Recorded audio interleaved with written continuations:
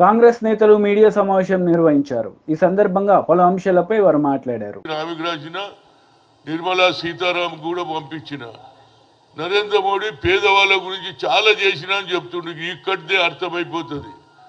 ఆయన డిమానిటేషన్ చేశాడు, 2 కోట్ల ఉద్యోగాలు వేయలే. దాని తర్వాత డిమానిటేషన్ చేసి బ్లాక్ మనీ అని 2000 నోట్లు ప్రింట్ చేసిండు. దాని ద్వారా ఎక్కువ బ్లాక్ మనీ ఆగిపోయింది. మళ్ళీ దాన్ని కూడా తీసేసిండు.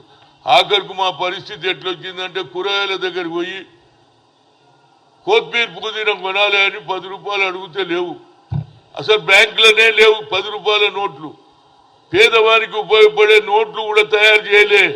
కేవలం అగ్రకులాలకు, ఆధిపత్యంకు, కార్పొరేట్ సెక్టర్లకు ఉపయోగించే నోట్లు ప్రింట్ చేశాడు. కానీ పేదవాని అదుపులో ఉన్నటువంటి 10 రూపాయల నోటు ఎక్కడ కనిపిస్తలేదు. ఇవాళ పొద్దున్న శనివారం ఆంజనేయ గుడికి పోతా. ఆ గుడికి వెళ్ళి బయటకు వచ్చినాక ఎవరికి ఇచ్చేందుకు డబ్బులే లేవు. ఉంటే 50 రూపాయలు, లేకుంటే 100 రూపాయలు.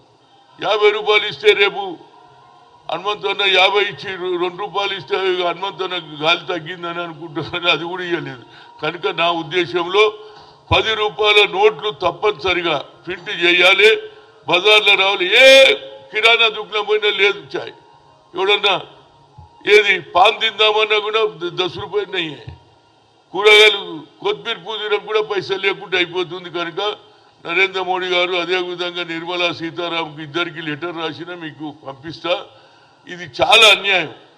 కోటీశ్వర్లకే పట్టం కడుతున్నారు. ఇవాళ కరెక్ట్గా ధనవంతులు ఈ జరిగే ఇవాళ లాస్ట్ డే, ఇవాళ కూడా ఎలక్షన్ జరుగుతుంది. ఇది ధనవంతులకు పేదవారి నడువే జరిగే ఎన్నిక. దానికే రాహుల్ గాంధీ మొదటి నుంచి బడుగు బలైన వర్గాల గురించే మాట్లాడుతున్నారు. తప్పనిసరిగా ప్రతి పేదవాడు, ప్రతి బడుగు కలిగిన ఎస్సీ కావచ్చు, ఎస్టీ కావచ్చు, మైనార్టీ గారు తప్పనిసరిగా ఇండియా కూటమిని గెలిపియాలి. తప్ప ఆయన వస్తే పేదవాళ్ళ భవిష్యత్తు బాగుపడుతుంది. ఎందుకంటే ఇందిరాగాంధీ భూ సంస్కరణ అమలు చేసింది, దున్నేవాడికే భూమి ఇచ్చింది, 20 అంశాల కార్యక్రమం చేసింది.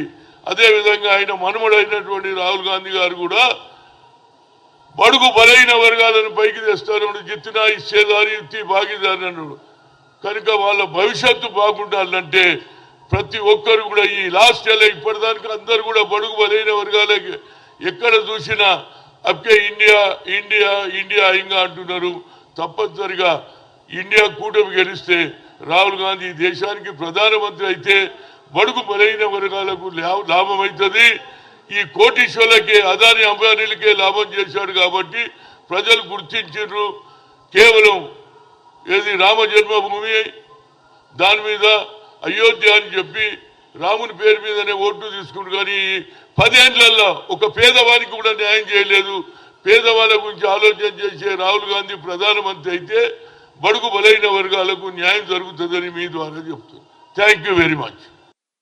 ఆ పట్టుదల అది కొనసాగుతూ వస్తూ ఆఖరుకు 41 మంది శాసనసభ్యులు గెలిచిన తర్వాత సోనియా గాంధీకి లేక్ వ్యూ గెస్ట్ హౌస్లో ఆమెకు వినతి పత్రం ఇచ్చామా, we want to live as the self respect.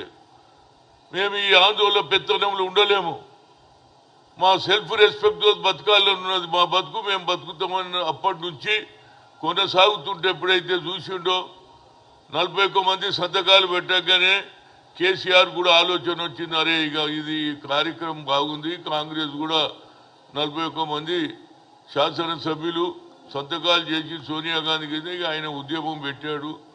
ఫైనల్గా ఎప్పుడైతే 1200 మంది చనిపోతున్నారో ఆమె తెలుసుకున్నది ఈ ఆంధ్ర ప్రాంతంలో ఉన్న నాయకులు వ్యతిరేకం చేసినా పర్వాలే, నో మోర్ క్యాజువాలిటీ అని ఆమె తెలంగాణ ఇస్తాన్నది ఇచ్చింది. దాని ప్రతిఫలమే రేపు జరగబోయే తెలంగాణ అవతరోత్సవం సభకు ముఖ్యమంత్రి రేవంత్ రెడ్డి గారు దీనికి సలామీ తీసుకుంటాడు.